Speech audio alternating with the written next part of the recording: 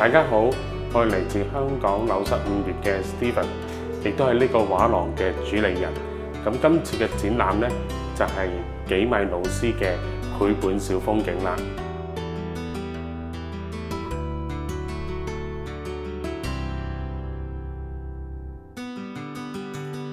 今次嘅主題呢，就係靜物時光嘅記憶啦。咁主要係用幾米老師藍色調紙嘅畫作嚟去做整體嘅佈置嘅。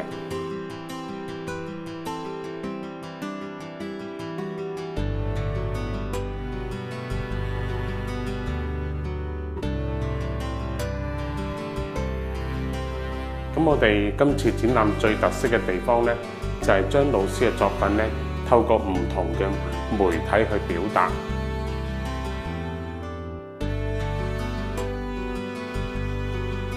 例如我哋會用到浮雕基特啦，我哋會用到呢沙卡啦，我哋會用到夜光，同埋好多唔同 pop up 嘅效果。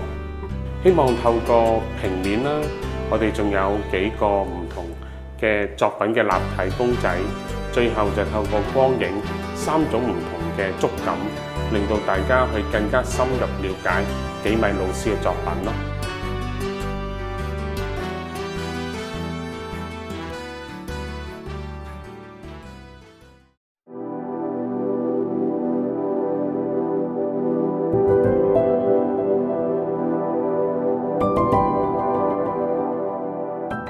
我哋將人生簡單地分咗3個唔同嘅狀態啦。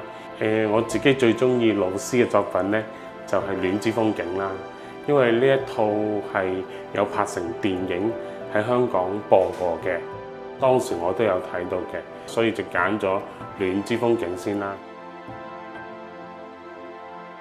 咁而幾米老師最具代表性嘅作品呢，就係《月亮忘記了》啦。幾米老師作品呢，就同我自己個作品就曾經做過聯成，咁亦都選擇嚟去代表即係今次展覽3個作品。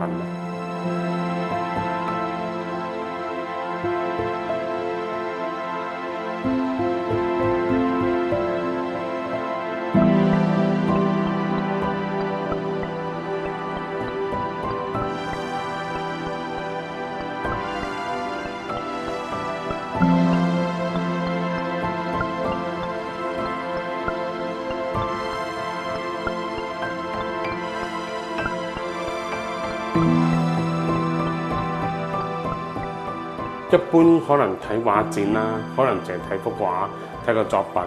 咁今次除咗睇平面嘅作品之外，我哋透過唔同嘅變化啦，同埋我哋某部分嘅產品呢，係會拎 up 到影片嘅。咁喺平面之餘，亦都透過圖像了解多啲幾米嘅繪本哲學咯。